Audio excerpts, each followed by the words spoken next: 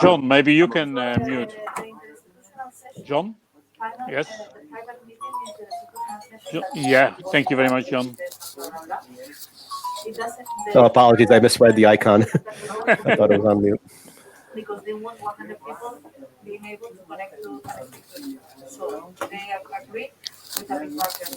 Did we lose Pilar, or she just turned No, off Pilar the is camera? there. She just closed her camera and she's hiding. Yes. Yes, exactly. I decided to hide, but I still hear the background noise. Huh? Yeah, so me, I don't me know. too. Yeah, but Agnes, that's can the it be from audience. you? No, sorry, it's from my side as well. Okay. But I will put my microphone on off now. So good luck to Okay. everyone.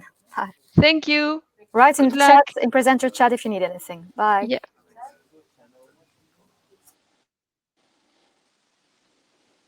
So start in 1 minute. 45 seconds. According to my screen, at least. And I think it auto starts, Carol. We don't need to do anything. It will just start playing. That's correct. I'll just choose the slides. That's what I just did. Yeah. Does your screen switch then as well? Yeah. We all then see that switched. Yeah. Okay.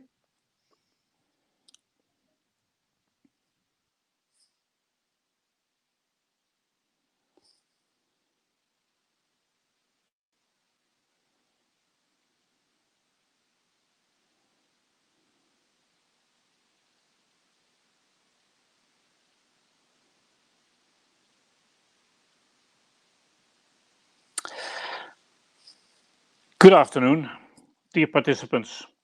This is the co-design session in the Horizon Europe Hub today.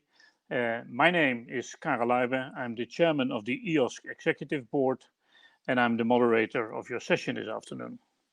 This session is about how the Horizon Europe partnerships are transitioning to a more effective use of open science and open innovation, and especially how EOSC could help in this transition.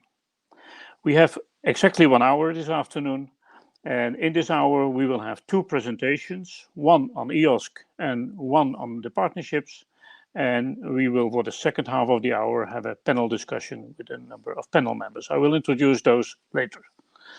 I suggest we immediately start with the first speaker in order to use our time as effective as possible. And this first speaker is Sarah Jones. Sarah is one of the individual experts in our executive board, and she's also the chair of the working group FAIR, as you can see on the slide over here. So Sarah, may I give the floor to you?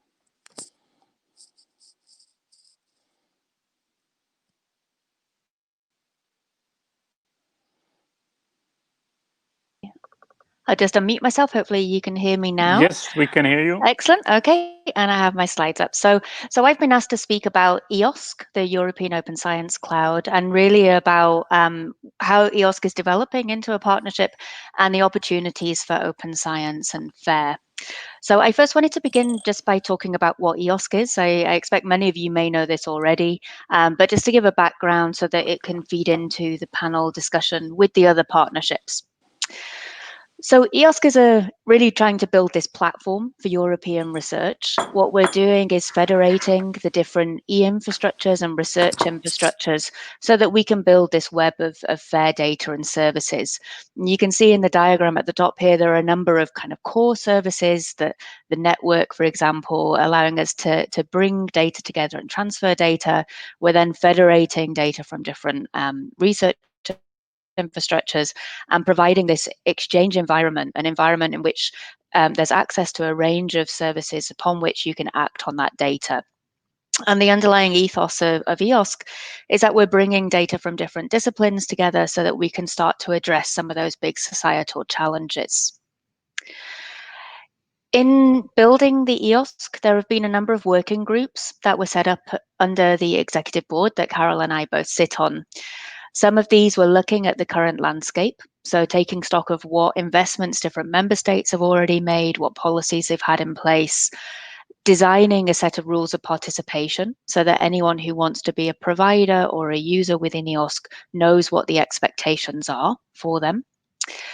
We've been looking at the financial sustainability models and setting up an EOSC legal entity, and I'll reflect on that in a moment. And then in terms of the kind of social and technical building blocks, there have been two key working groups, architecture and FAIR. The architecture group have been kind of looking at the federated core and building the EOSC data and services. And within the FAIR working group, we've been looking at the interoperability framework and a persistent identifier policy and metrics for FAIR data. And I'll touch again on FAIR at the end, because I think this is one of the things that really cuts across all of the different partnerships when we're thinking about sharing and reusing data. In terms of designing EOSC, we've been trying to do this incrementally and in a way that's in collaboration with research communities. I think understanding those different research community needs is really key. So having a very community-driven and flexible approach is what we've been going for. And I think the thing that's really quite interesting about EOSC is that it's very cross-cutting. So I think, you know, it connects with the different data spaces, but it's something that I think is relevant to a lot of the different partnerships. And that's why we're interested in discussing today really how EOSC can help address some of your needs and the work you're proposing through those partnerships. So in line with what's happened with a number of the other groups, we've put forward EOSC as a partnership for Europe. We developed the partnership proposal and we've set up a legal entity. Just recently, we set up that association, and we're now going through the kind of phases of growing that out and increasing the number of members in that association. And the key question we want to really address today is how EOSC can help you. So all of the partnerships, I think, that you know, we'll be discussing and we'll be hearing from other panelists on could take benefits from the development of EOSC. And we really want to think about the ways that we could collaborate and how EOSC could serve your needs. And with that in mind, I want to think more broadly about open science and about FAIR data, because I think these are things that will come up in a number of your own partnership proposals.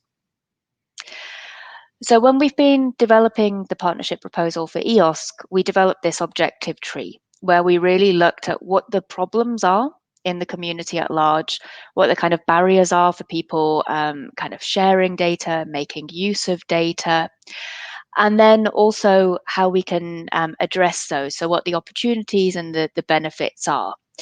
And you'll see that a lot of our work is really thinking about providing the different standards and the tools and services so that it's easier for researchers to find relevant data and to reuse that. And by working in the approach through EOSC, we hope to improve trust in both the data and the services, and to increase the productivity in science and also increasing innovation. And one of the things we're trying to address in EOSC and this federated approach of the infrastructure, there's already a lot of data services available in different communities and different countries, but many of these services are disconnected. So a researcher may go to a certain repository for one type of data and to another repository for another type of content. And what we want to do within EOSC is to federate across these infrastructures so that it makes it easier for researchers to discover data from different sources, but also to bring that data together and to be able to act on it in a useful way. So it's really increasing discoverability and also the reuse of the data. And I think one of the strengths of EOSC, I mean, I see there's some chat in the window about what EOSC stands for. It officially stands for European Open Science Cloud. But as we've been developing EOSC, some of those terms can be a little bit restrictive. So we're not building, you know, one cloud infrastructure. It's a federation of services. And also, I think open can be a little bit of a misnomer. Obviously, we want data to be as open as possible, but there are many cases in which data can't be made openly available to all. And I think one of the real strengths of EOSC and the route that it's going down now is that it combines these concepts of open and fair. So FAIR, if you haven't come across this before, it stands for findable, accessible, interoperable, and reusable. And data can be made fair so that it can be discovered and reused by others without being open. So it could be made fair and shared under a restrictive license. And I think blending these two concepts is really beneficial in EOSC. So with the use of FAIR, we're trying to encourage the use of standards so that we can bring data together from different communities and be interoperable. And this again is increasing the reuse of data and getting better return on investment from the public funds. So those are some of the angles I wanted to take just to give you an overview to EOSC and some of the benefits of being open and fair. And I think these are things that can hopefully come out in the discussion when we hear about the other partnership proposals and ways we can collaborate together. So thank you very much. Carol? Wait a minute, I'll have to unmute. Yeah, you're muted. You're fine. Okay, I'm fine now. Thank you, Sarah. One of the questions in the chat is whether the EOSC PPP, it's not a PPP, it's a co-program partnership, but can also have as a member the member states. No, it cannot. So the suggestion the member states and the associated countries did is to have mandated members, organizations from country X, Y, or Z that become a mandated member on behalf of their particular country, on behalf of their ministry. But not member states or ministries can be a member of the EOSC partnership. I suggest we move on to the second speaker, which is Maria Reinfeldt. Maria is Commissioner Policy Officer at the European Commission, RTD, and her specialty is partnerships, so she will tell us about the partnerships and the Commission's view on synergies among the Horizon Europe partnership. Maria, please take the floor. Thank you, Karel. Thank you, Sarah, for a very good introduction. I was given indeed the task to speak about the Commission views on synergies among the partnerships. And in my presentation, I will explain what is changing compared to Horizon 2020. I will explain what we have been doing in the meantime to identify the opportunities for collaborations between partnerships, and last a little bit on the modalities for ensuring collaboration and synergies when we design the partnership programs. So in Horizon Europe, I could say that it is really a radical departure of what we have in Horizon 2020 in the sense of how we set up and what are the expectations for partnerships. They are really much more oriented to achieving impacts. There is expectation that they have clear targets. And one of the core keywords is also systematic, or them having a systematic approach. Now, what does it mean? On the one hand, it assumes that partnerships in the future are not just launching individual calls or doing individual activities, but are really designing a portfolio activities to achieve these agreed common objectives. And secondly, also the idea that they are not isolated, but they're actually operating in an ecosystem. So they also have to look at what the other partnerships surrounding that they could collaborate with. So Horizon Europe really gives us the mandate to develop synergies. And in practical terms, I think what's also interesting and different is that the preparation approach and the implementation of partnerships in Horizon Europe is systematic. There is a common set of criteria on how do we set them up, and all of them have to develop collaborations with other partnerships. Also, what I think is changed and important for this is that all the partnerships have to have a strategic research and innovation agenda before their launch. So this gives us the tools to agree on the collaborations and synergies ex ante, so before we launch the partnerships, and then during the partnerships to implement. Now, to go a little bit step by step of what we have been then doing to explore the possibilities. As also Sarah mentioned, for EOSC, all partnerships have developed their draft proposals. This followed a common template, and it lays down the objectives for the partnership, who are the future partners, what is the vision for Coherence. So the fact that they are now published in our website, this means that all can actually access each other proposals and see what they are planning and start actually having a dialogue on where to collaborate. Then another step that we had is that we have certain partnerships which are based on Article 187 and Article 25. This is not EOSC, but in the context of their impact assessment, we had this kind of horizontal analysis of efficiency and coherence, but they also gave good ideas on what are the different links between the portfolio of partnerships. We have currently identified 49 of them, so it's quite significant. Besides that, what we did internally also among the Commission colleagues is that we looked at the draft proposals prepared by partners, and we did a little mapping exercise to basically see who mentioned each other and use this mapping to actually have a proper agreement on priorities. So we could also see that maybe one partnership was mentioning the other, but the other didn't mention the first. So to have this kind of coordinated approach. And based on all this groundwork, what we do, it is important that the agreement that we reach on the collaboration, that this is then reflected in either the strategic research and innovation agendas, in the legal basis. For instance, the co-programmed will have the memorandum of understanding, so we can there sort of have this kind of expectations and obligations written for the partnership. So there is a clear understanding what needs to be done. And now, I have two slides with sort of pictures. This one is taken from this impact assessment study. And what I liked about this is that they showed that in this portfolio of partnerships, candidate partnerships that we have currently, we can divide them into three categories. So in the center, where we have also the European Open Science Cloud, we have what they call horizontal partnerships, and they provide methodologies or technologies that then can be used in other partnerships that are in application areas. Above, we have those that are in industrial application areas. For instance, we have partnerships in aviation or rail or in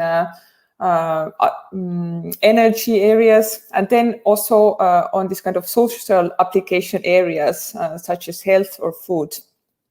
And what they recommended vis-a-vis the European Open Science Cloud is really, they said that this as a cross-pillar partnership can really provide infrastructure for the storage, management, and reuse of research data. So this is definitely a clear contribution that they can make.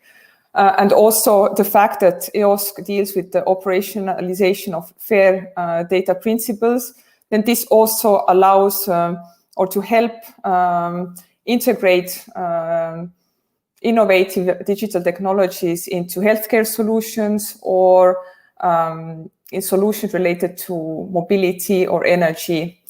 And then also what they highlighted, of course, is that it's not only that EOSC can provide, but it probably can gain something when it collaborates, for instance, with the partnerships in other digital areas like the HPC or key digital technologies, for instance, to improve its services. And here is just a small extract of this internal mapping exercise. It's a draft version, but was just to give an idea that we really cross-checked all the proposals, and this allowed to give colleagues a good overview on, who they mentioned as partnerships they want to collaborate with. For instance, in the case of EOSC, all were mentioned, but the others didn't really mention a lot. So this really gives an opportunity or a signal for EOSC also to reach out to the partnership that it wants to collaborate. The X's are meant to agree on what are the priorities for collaboration. And then EOSC here is really an example that it can contribute to many different partnerships. And since my time starts to end, I just want to touch with 30 more seconds, perhaps, the modalities on collaboration. I mean, what is important is to really define in strategic research innovation agendas, what are the priorities that you want to collaborate with, and what are the broad ideas. For instance, clean hydrogen is an example here, where you can see a very good mapping of what they want to do with different other partnerships. Then, of course, how do you reflect this in the governance? I have an example of photonics, who really shows how it wants to collaborate with other partnerships in this kind of vertical application areas, and how it actually plans a governance with these different working groups, which is interesting. And finally, two messages here. First is that we do define now what we want to do in broad terms, but the actual designing of activities will take on an annual basis. So then you will see if you want to do joint activities or joint outreach with the other partnership. And also, I mean, just the role of Commission services is really critical in ensuring this collaboration and seeing that the work programs of partnerships and what is going on Horizon Europe really matches. And then there we really need to create this kind of good synchronization among the partnerships and what also the Commission is doing. I will finish here. Thank you.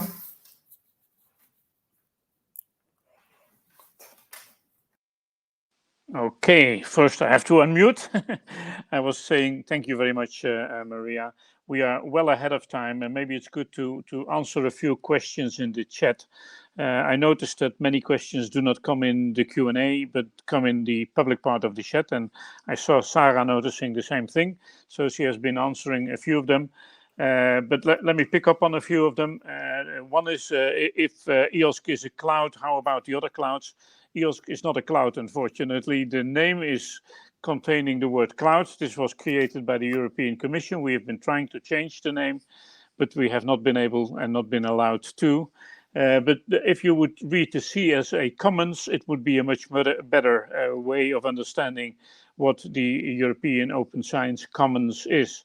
So it's going to be a federated structure combining existing, well, maybe clouds, maybe other repositories, not necessarily they have to be in the cloud, but usually they are accessible through the internet.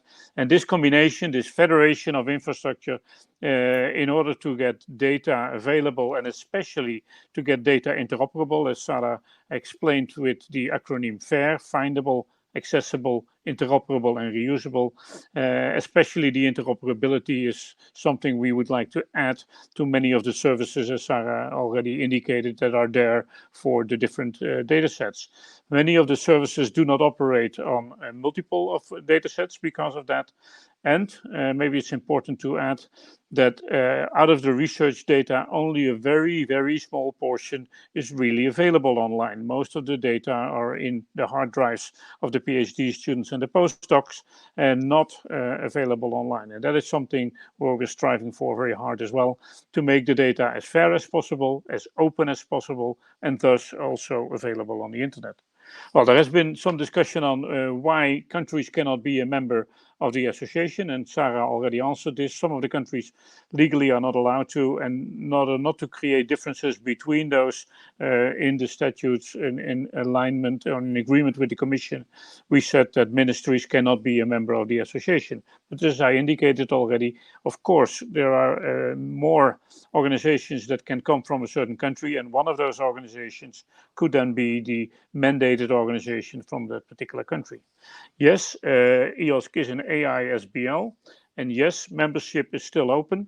At this moment, the deadline is 30th of September, and we're trying to shift the deadline till the 15th of October to become a member of the association. But definitely until the 30th of September, you can sign up at the EOSC Secretariat website and send in your paperwork in order to show interest of becoming a member of the EOSC AISBL.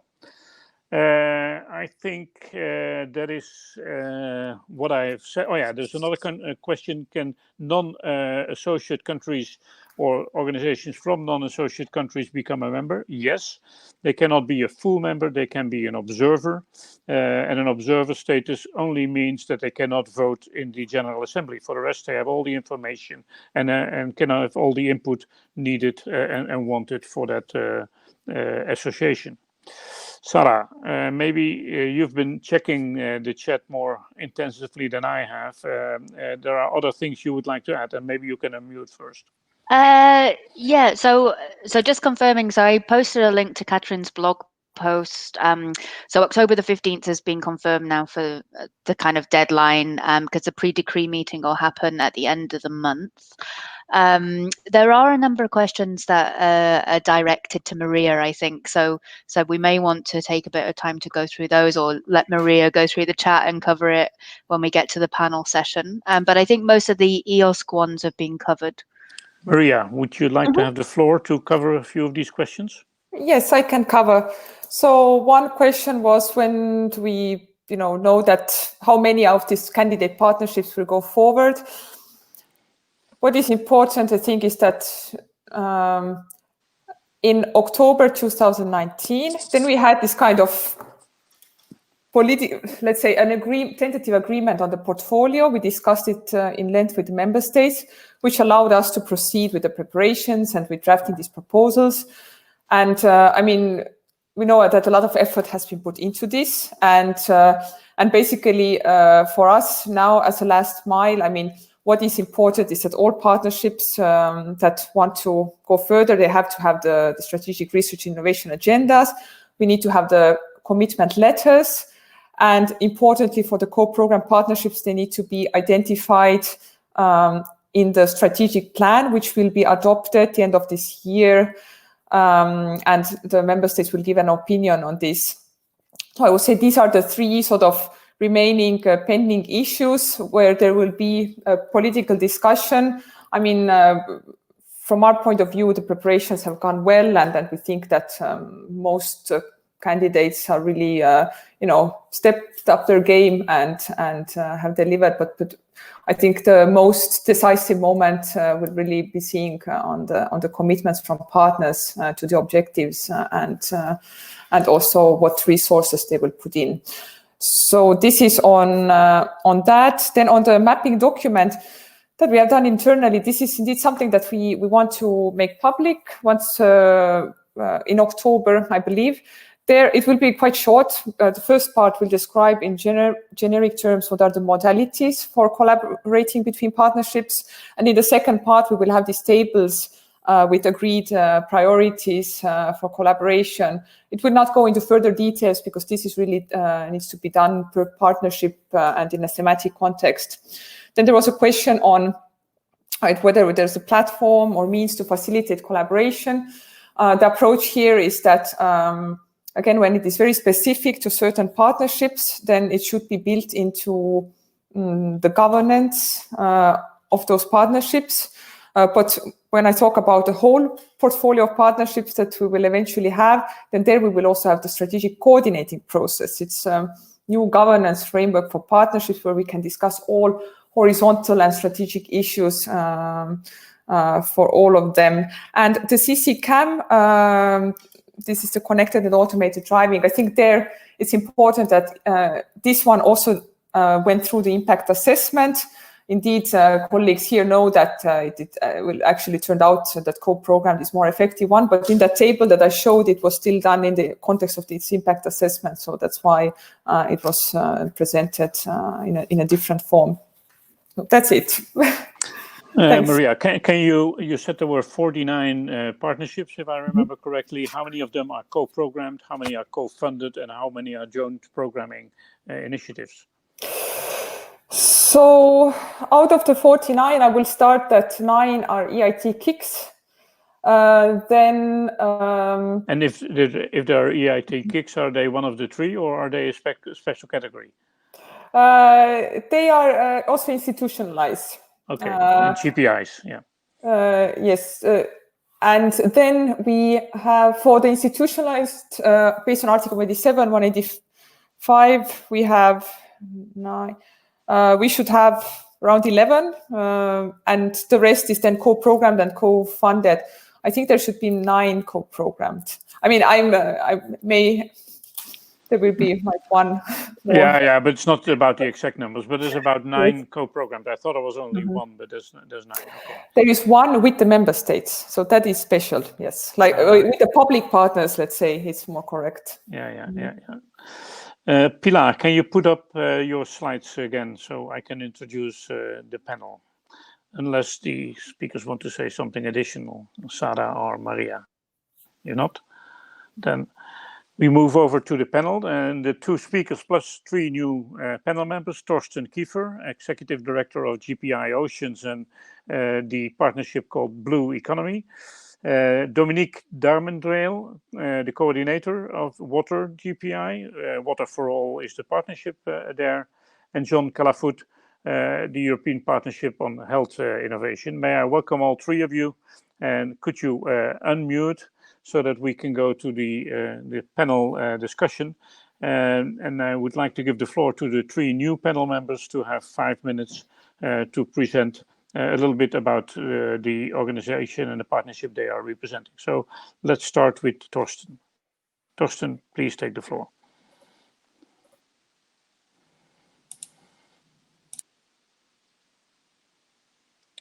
Torsten, you have to unmute.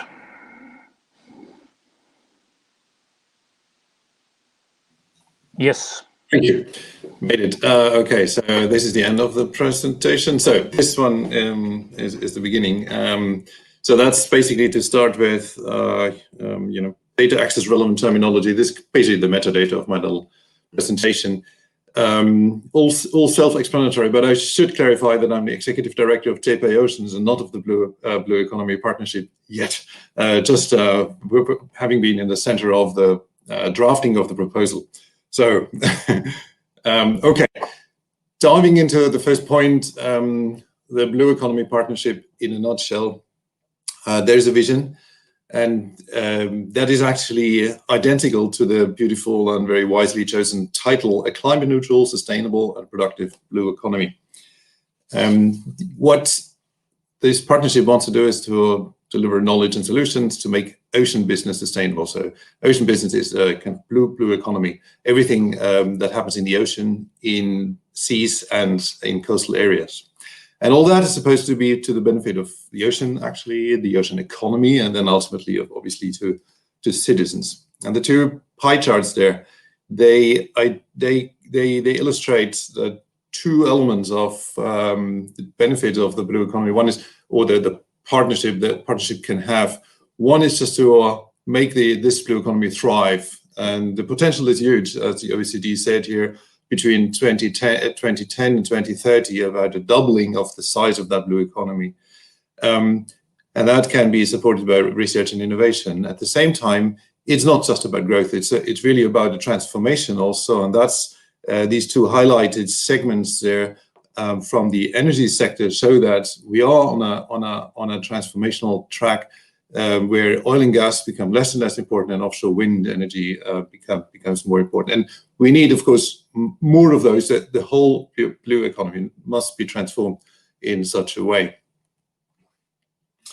Yeah, so if you look at the ocean in general, it's a challenging place. Just to share that with everyone, in case you didn't know, it's 3-dimensional, it's dark, it's huge, and it's unregulated.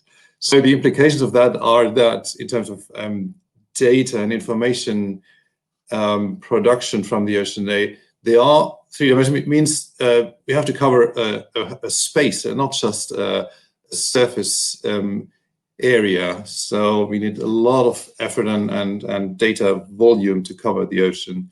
The ocean is dark, meaning that the remote sensing is actually very limited. The remote sensing can only cover the surface a few meters into the ocean. The rest is dark, impenetrable for this low energy electromagnetic radiation, and therefore observation must be carried out by in situ measurements of different kinds. Ocean is huge, remote from where people live and work, so every effort is huge to get to the places, at least to the open ocean. And the ocean is unregulated, which makes it relatively hard to reinforce a uniform monitoring strategy and standards. So in terms of the data that came out of that, here we go. It makes the data scant, expensive, and diverse. So scant and in terms of they're unevenly covering the ocean. They're expensive. You could also say they are precious, and therefore one should imagine that there's extra value to sharing them and making them reusable. And they are diverse, as this little picture here shows, about the observing devices that are in place. As said, the surface can be covered by satellites, remote sensing, but then underneath in the interior, there's this array of different tools, gliders, buoys, floats, cables, and vehicles, you name it. So the point of that is that ocean data are relatively messy, and every information hub or cloud or data centers should dealing with marine data should be aware of it and account for it. Even though there are challenges, so the Blue Economy Partnership commits to open science.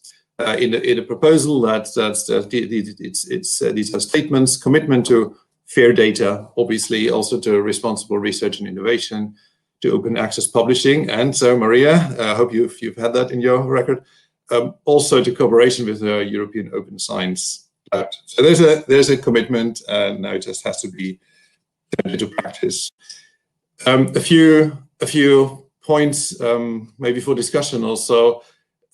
Using the kind of the phrasing of European Science Cloud, wouldn't it be good if open science policies were enforced and incentivized? I think one point. Another one, if our systems would get fit to handle big data efficiently, and I should now actually add big data and also diverse data. And maybe a different angle I haven't mentioned yet. So it would be great if socioeconomic and social science information were included and accessible much more. Let's say if we talk about blue economy, usually we do have reasonable access to natural science data, but blue economy is clearly about the connection to socioeconomic data and processes. So yeah, having access to those data in an interoperable way, to use such a term, would be great. Data standards, obviously, especially in emerging fields. I think enthralling data products and visualization is also still a field with potential for growth. And then entirely different thought also, wouldn't be good if the environmental and climatic footprint of data storage, computing, exchange, infrastructure, and so on could be considered early on, meaning now as we build and scale up these infrastructures. And that's it for now. Thank you. Thank you very much, Torsten, and especially this last slide is, I think, a very good introduction later on to our panel discussion, because there are many items there where Sarah and I can at least give our view on and where we can connect. Thank you again. So then we move on to Dominique Darmendreil. She's representing here the IC for Water. Dominique. Hello, everybody. Yes, Dominique Darmendreil, representing, in fact, the Water for All partnership, which is dealing with water security for the planet. So I'm coming from the Water JPI, which has been one of the partners involved in the development of this partnership, which is a co-funded one. And it's dealing with water challenges like floods, droughts, drinking water, water reuse, and so on. So the other part of the aquasphere that presented Torsten before. So we are dealing with the fresh waters. So that's one thing. Sorry. I was putting my, sorry. So what are we planning in the Water for All partnership is that you see we have 5 pillars of actions. One is to deal with the joint vision and a strategic research and agenda, but at all action level. We have one pillar, which is the research and innovation development. So the traditional, as Maria said, the John calls, but it's just one part of what we want. The third one is about the transfer of the outputs of this research and innovation to different end users, including the policy. And I must say that compared to what Torsten said, the freshwater area has been regulated since now more than 70 years, including at the EU level. So we have a lot of regulation there at different level. I mentioned the transfer to policy and users, but one of the key barriers that has been seen in the past is also the demonstration of the solution efficiency. And so we want to deal with some deployments of some innovation at the local scale, because of course the water provisions are local. I'm guessing that is obvious for you, especially after the COVID-19 crisis. I'm guessing that you were quite happy that when you open your tap every day, you had some water to drink and wash your hands and then fight the COVID pandemic. And there is another one, which is internationalization. As you can see, the water challenges are global, and so we can also learn from the others. Looking at the more now, what is open science and open data challenges in water for all. In fact, we have. I will just present two of them. You see that in the figures on the top right, we have numerous projects and innovation in this area. This is just the 900 project funded by European Commission under FP7. If you go for Horizon 2020, there are almost 300, and that's just the 12% funding by the European Commission. You can have this at the national and regional level, and you see how many projects and how many outputs we have to deal with. And it's impossible for the policymakers or the end users to look at all these results. The second challenge is the data. And as for Torsten, we need to build on reliable data. And that's really important. I just wanted also to mention that 50 to 60% of the project costs are in this environment, in the freshwater environment, are connected to data collection and interpretation, which is a lot. So why we need to change is that we want to collect once and then use as many times as possible. So there are different needs. One is to try to identify all the transferable outputs for the policy or the end users, mainly the market. As you know, the operators can be public or private companies, but we have a lot of different companies involved at a local level, and it has to be as open as possible, but also as close as necessary. As if I mention, for example, the drinking water or the wastewater treatment plants are considered as sensitive installations, and we cannot publish everything on this installation, even if it's of interest. What do we want to do on the data? It has to be used by also different, for different objectives and by different operators. Mention something which is a little bit different from what Sarah said, is that we have also a lot of data coming from the monitoring and the policy. So for the Water Framework Directive and all the Daughters Directive, we have a lot of data collected by the member states, and it should be useful for the researchers. And the data coming from the research project or the research infrastructure should be also used by the policymakers to be able to share all this data. And so we have different challenges by collecting the different scales from Earth observation to local and vice versa, for collecting the different sources and for dealing with the long-term series, which brings in the data, big data and in artificial intelligence issues. I also mentioned the reliability, which is something really important. We need to know how the data is collected and produced and interpreted. Finally, we had a series of questions. So how we deal this in the Water for All.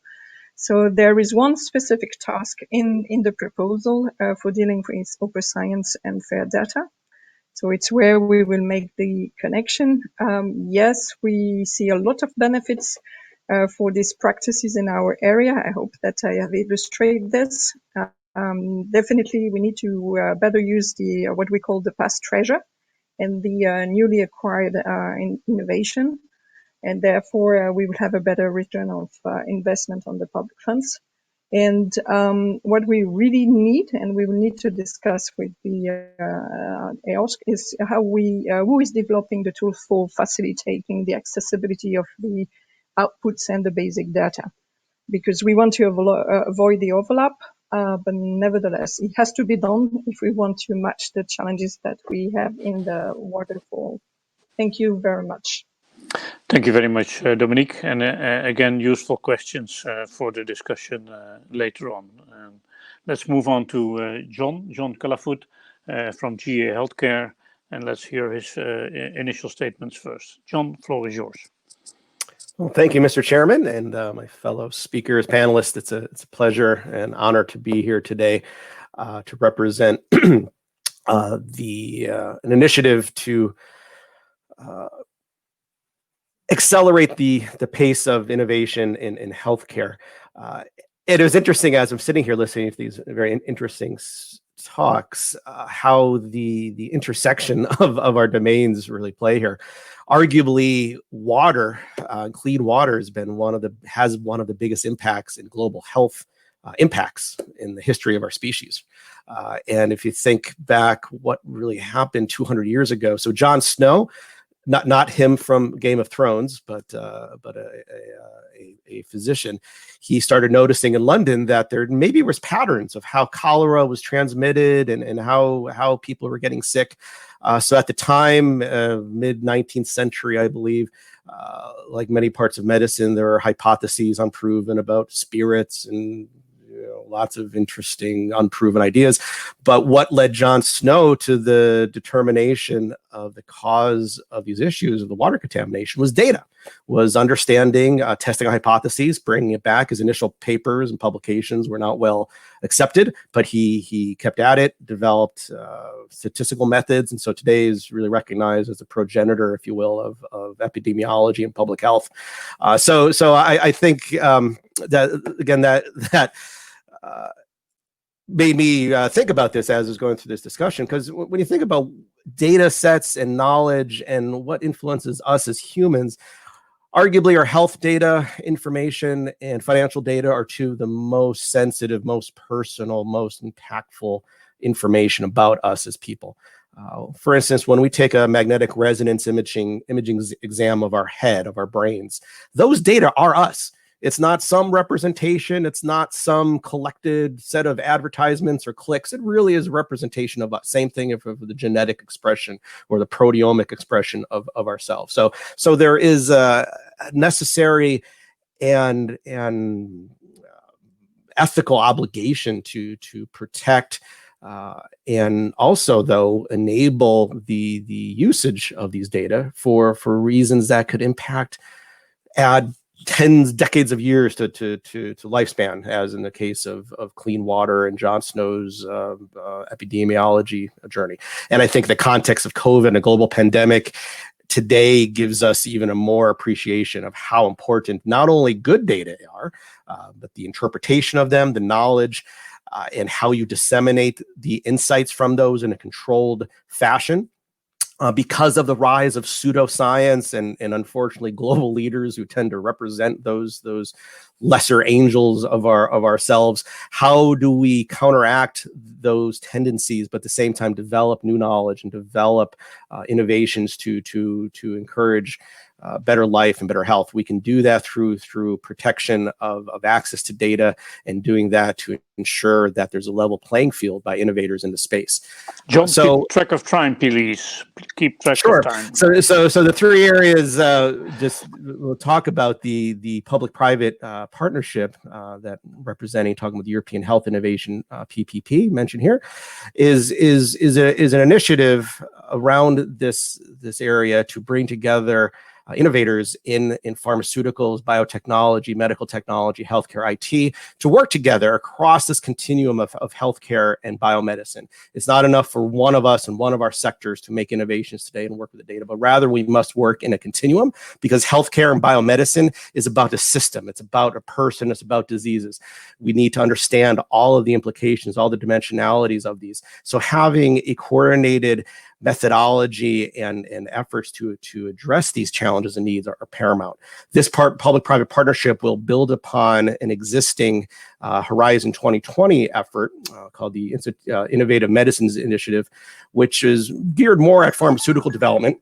But today, the approach is, how do we bring in these other sectors, bring in other players, especially from domains such as diagnostics, software, healthcare, IT?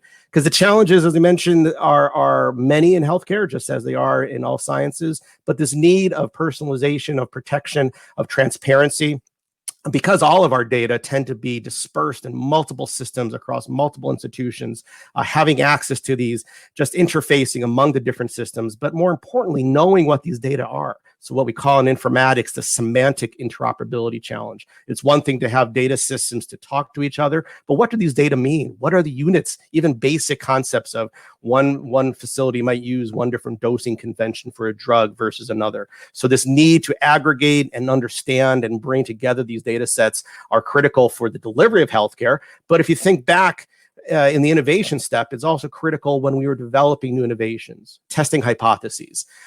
And this also puts one of these constraints, I would say, on the overall enterprise of these data sets. Because of the personal, private nature of these and the ethical challenges that are present, we want to encourage as open as possible, but closed as necessary.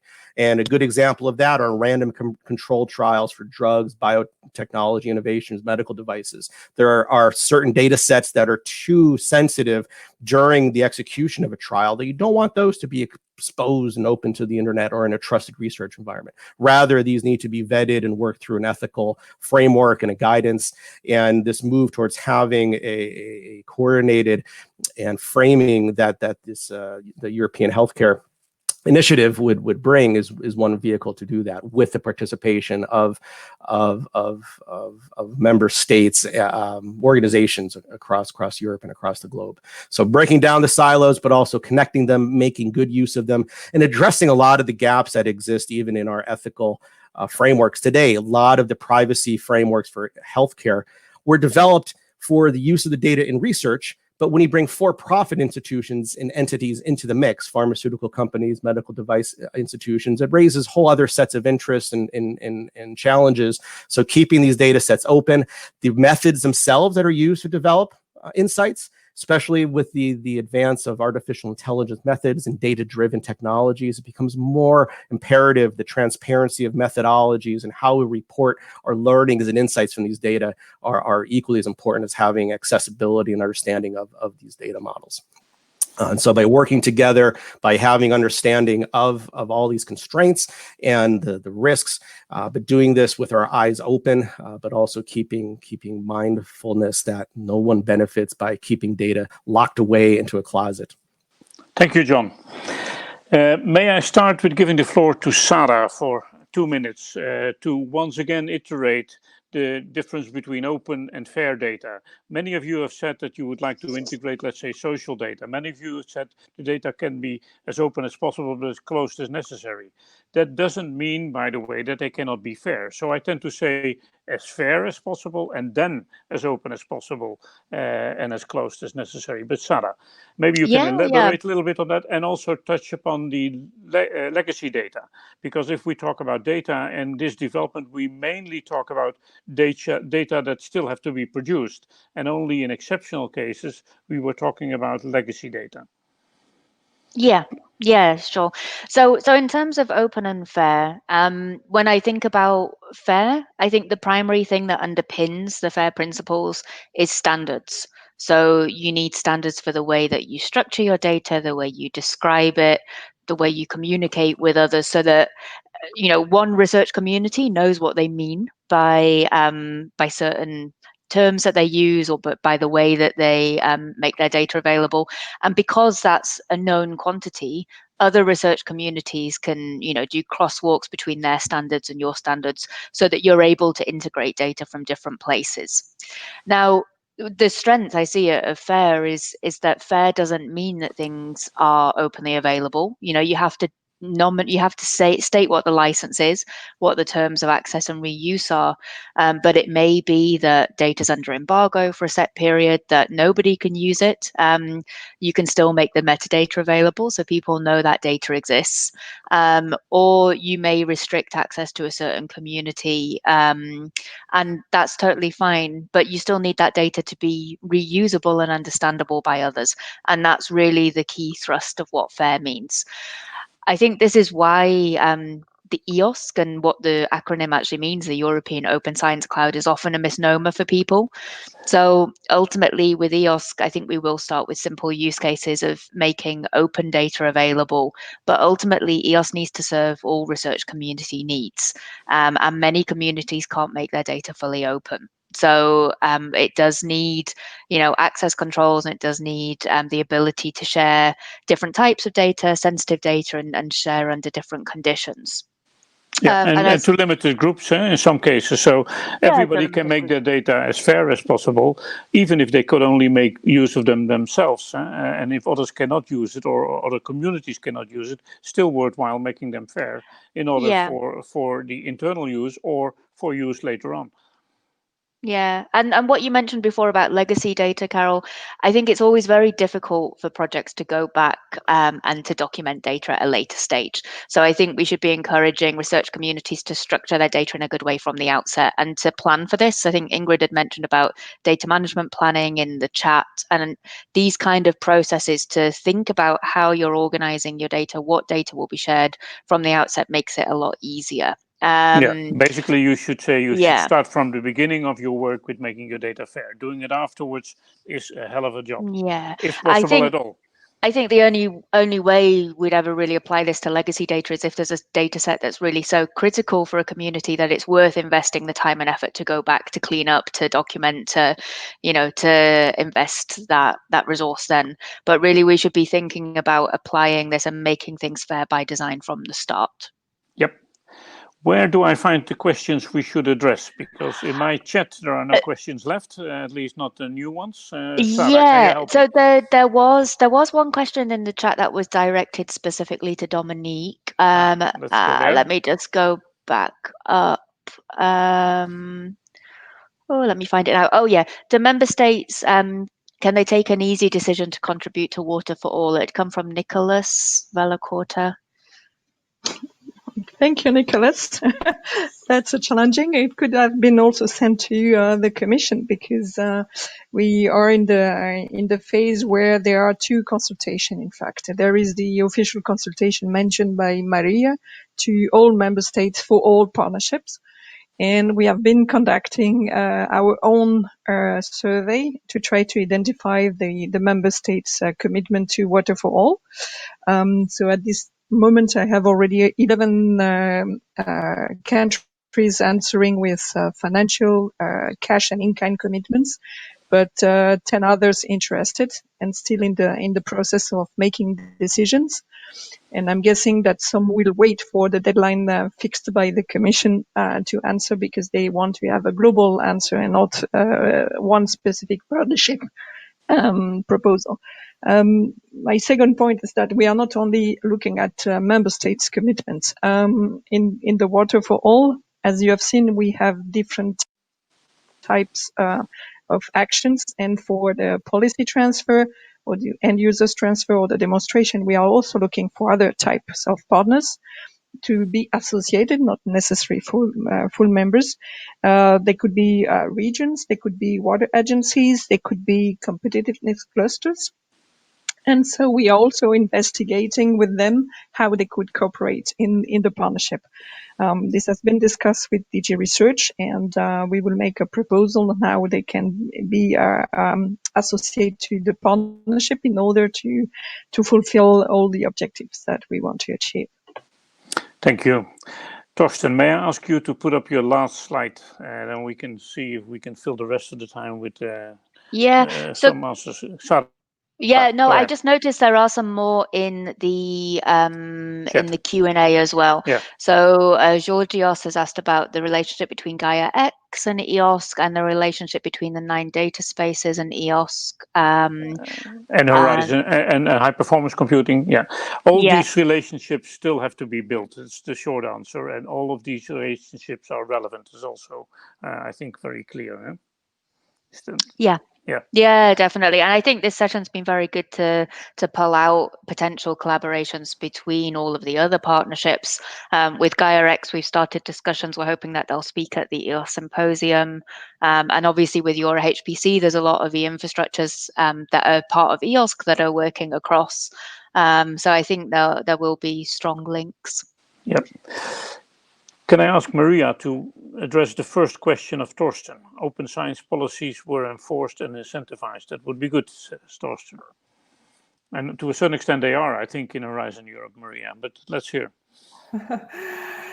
Well, for that, it is better to address the colleagues who are actually dealing with open science. But I think that in general perspective, it is clear that Horizon Europe and even in Horizon 2020, it has been very much the lighthouse of really setting off the open science policies and also inspiring actually what is going on across the member states with a few exceptions, of course. But in Horizon Europe, for sure, the rules are very much supporting open science.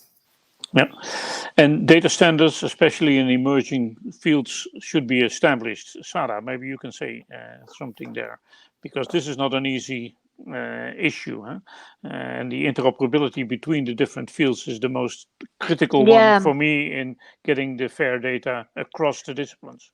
Yeah, definitely. So, I mean, I think before you can really get interoperability across disciplines, we need to ensure that all of the different research areas have standards that they're working to. And there are some areas like astronomy where, you know, this is really well advanced and they've come together as a community, but there are many other communities where this is still emerging. One thing we've written into the SHRIA, based on the work we've done on the interoperability framework, and we've examined fair practice across different research communities. And one of the priorities we've written in there is that we have to enable research communities to develop their standards. So we have to put investment and support, and also recognize that this is a valuable thing for communities to do. Often it's, you know, like researchers kind of sacrificing their own career to take that transition to go into that kind of data side of their field, rather than, you know, publishing and being recognized in the way that, you know, everyone wants these 4-star publications. So I think we have to value that. Yeah. Torsten, yeah. Yeah, so I wonder there whether in terms of standards, whether there's something that European Open Science Cloud could do. And that refers to, you know, emerging fields. I know the emerging fields in the ocean sphere. I was intrigued by John saying how much uncertainty there is. Also, a very dynamic area, the health area. So, what it would be if you have to channel resources and attention, why not to these emerging fields to get the data standards sorted out there before huge masses of data are being produced and then have to kind of being retrofitted to a system. Yeah, but these standards, Torsten, have to come from the field itself. Especially in the life sciences field, there has been a lot of cooperation between the different disciplines in the last 15 years, and quite a bit of standards have been developed, not for all and not for everything. But basically, it should be the communities that let's say, run the disciplines, and then the combination of disciplines in these fields that should work in getting standards going.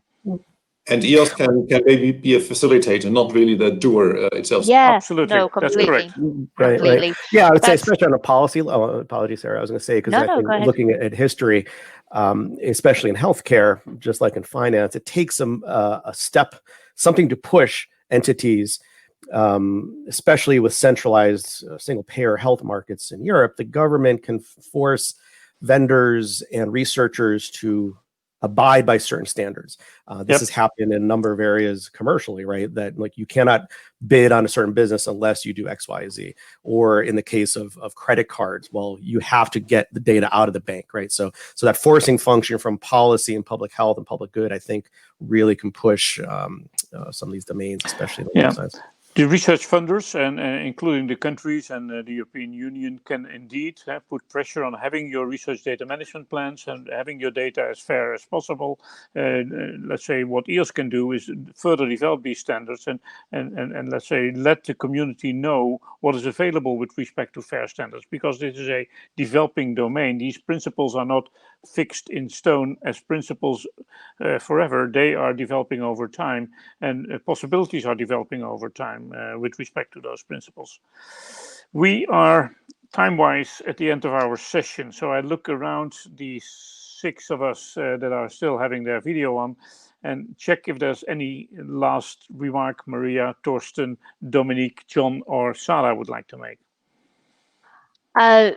So I just maybe make a couple of comments based on the chat. So just Go agreeing with Manfred, he said about we shouldn't be talking about people sacrificing their career, and we absolutely agree.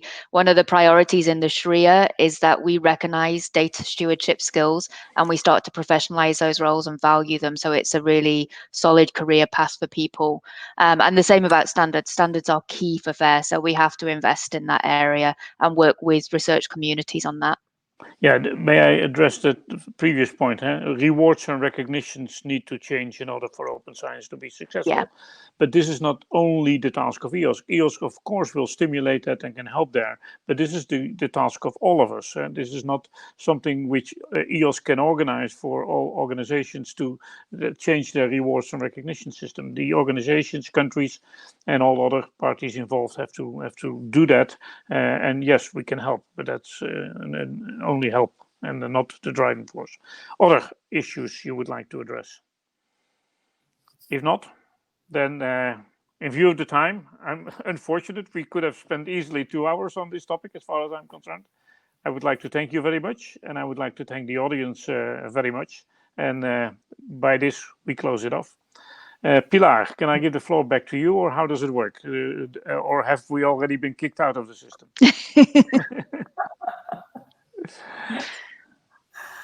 Yeah, the webinar has ended.